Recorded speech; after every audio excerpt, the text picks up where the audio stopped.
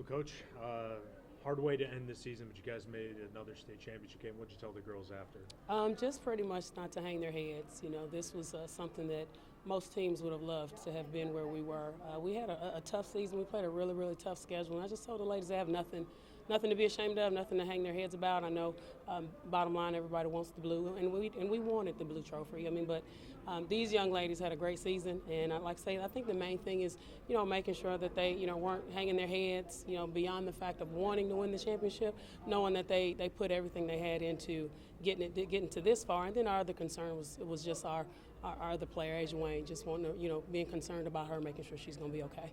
What was it that LaFleur did that really just gave you guys trouble? You know, I just think that I think their experience, I think their level of intensity, I think was gave us problems, and then they just hit some open shots. I think that was really, really big. Just a few times, just losing shooters and momentum. And like I said, once momentum kind of went in their favor, and like I said, one of our players got injured, which is a starter for us. I think it was tough for my young ladies to just kind of emotionally focus in and really try to push through.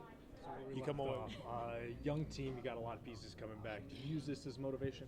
I do use it as motivation, I think, but one thing that's real important, I wanted the young ladies to know that it's just not automatic, you know, for having a young team and for them to win the state championship their freshman year.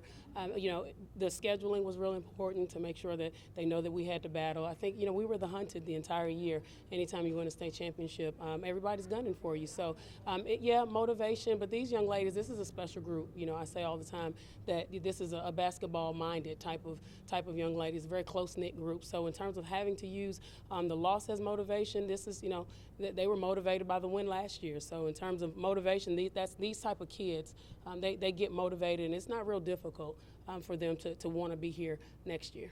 You talked about it being difficult for them to see Asia go down. How difficult was that for you, and how did that kind of impact what you said to them at the half? Well, you know, it was difficult. I mean, and a lot of the things that we do involve Asia, especially when it comes time to our pressure, our rebounding, using her length to defend. So there are a few different things that it does. It changes the scope of what you're trying to do when one of your key players goes down. So it was difficult, but I mean, reality is you got to push through. You know, reality is you got to really try to motivate the young ladies to keep pushing, keep fighting, and not to give up. I mean, so, and again, I told them, if you need something to play for, you know, you got to think your buddy is over there on the sideline wishing she was out here with you. So it was difficult, very difficult for me as well. But in those moments, you got to keep going. You know, you got to coach your team, and you got to continue to believe in them no matter what the circumstances.